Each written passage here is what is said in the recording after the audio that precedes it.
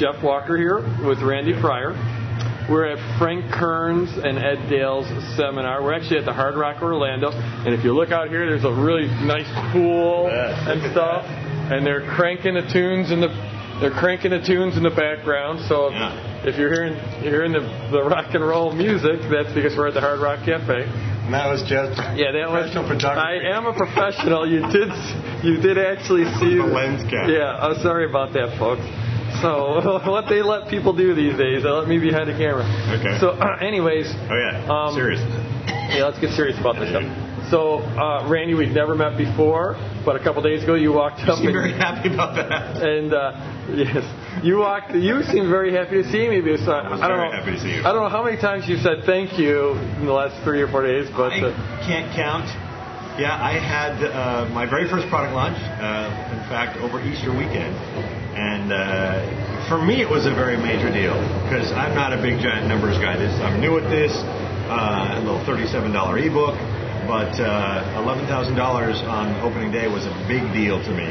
And then having, I think it was $32,000 in the first week was just beyond my goals. It was just incredible. So, and I just want to say thank you because it's all based on product launch formula.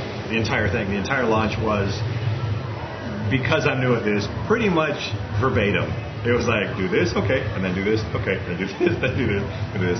And a lot of it was based on, I also think John Reese, because it was a conversation with John, I think, on one of the CDs, I believe.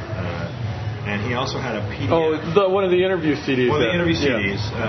In Product Launch Formula. Formula. And he also had a PDF, a couple of pages that spelled it out. And that was what I worked off mainly just because it really capsulized everything. And I just worked it and did exactly like it said. And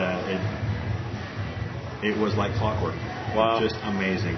Well, those kind of numbers, I don't care who you are. $11,000 in a day. I've had some big launches.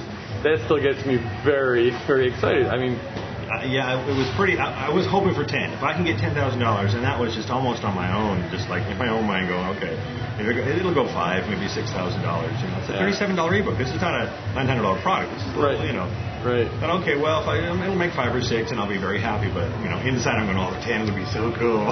Right. 10,000. And $10,000 in one day, that would be awesome. Yeah, you're always like lowballing. There's like what you say you want, and then what you really want, and so you actually beat what you really wanted. So what I really wanted was $10,000, and it was like 11. I think it was closer to 11.8.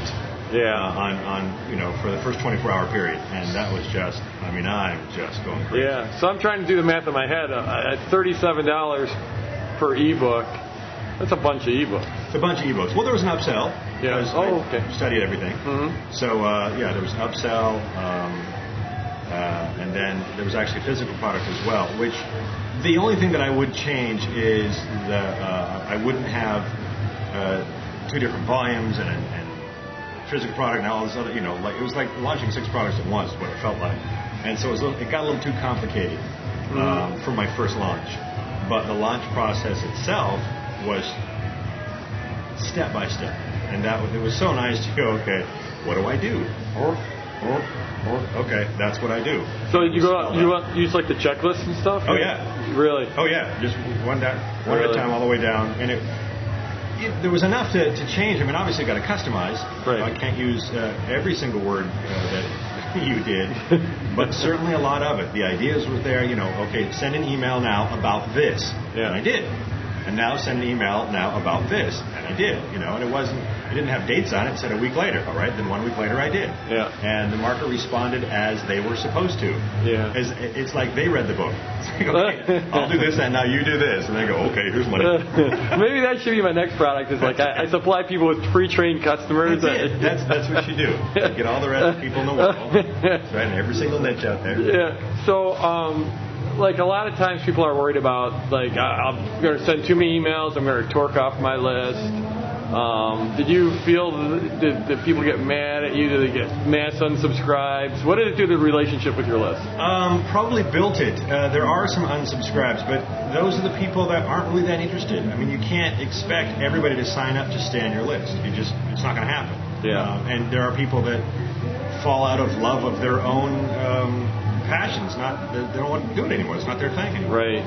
And you can't really help those. But for the folks that were into it, I mean, you could tell because I put up the blog when I was supposed to, did the entire thing, and there was almost 100% positive comments. It was pretty amazing because, why would you take your time out to complain about something? Just unsubscribe, Yeah. If you don't want it, then don't do it. But there were some unsubscribes, and that's fine. I don't pay for them anymore on my autoresponder. Right. So, I mean, you're having your blog, and people are actually, you're involved in this launch process, and they're actively being sold, and they're actually making positive comments about the selling process. Well, yeah, they didn't feel like they were being sold to because I was following everything. Multimedia was happening. We had lots of, a lot of emails going back and forth. But some of those emails sent them to an audio postcard. Another email would send them to a glimpse of the product. Another email would send them an actual video portion of it. I mean, there was a lot going on, and I could tell by the comments because there was a lot of content too. I mean, my particular niche is all about the content. They're just very. They're very, I'll say tree huggers. I don't know. It's not my niche, but I can imagine like crochet. If it was crochet, they don't want to get hammered on. They don't want to hear, buy my stuff. They want to hear about how much fun crochet is. And all that. It's a very similar market, that kind of thing. Yeah. So they were, and I gave them content every time. I mean, like we've talked about. Right. It wasn't just here's the price. It was, here's a great, even to the point where whenever I contacted them, I would find an article for them to read. Just a nice, here's a link to an article. Hey, I just found this about this. Here's something you might be interested in. And then I would go on with the rest of the emails and, oh, by the way, I had some questions about this. Then I answered the question. Mm-hmm. So it wasn't really even sales pitchy. It was, I guess, crafted in such a way where they'd always get something decent to open up and go to. And they'd always thank me for the article. Oh, great article about that, blah, blah, blah. And love the content or answer a question. Or here's a question from a reader. And then I'd get the question and then I'd answer it. So there was never a time when it felt like I was pitching it. It was always something very productive. Yes. And they really appreciate it. So,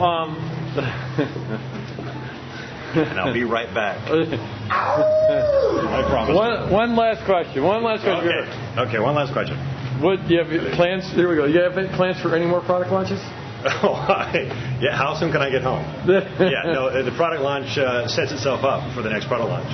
I mean, right now would be the best time to say, hey, what'd you think, and what do you want now? Yeah. I already know what they want because I'm in tune with my list. I'm pretty much, I know exactly what they want. Cool. So I've already got 2 more products in line, and I'd be an idiot not to use product launch formula. Cool. And I'm not an idiot. Thanks. Thanks a lot, Randy. Really appreciate it. My pleasure.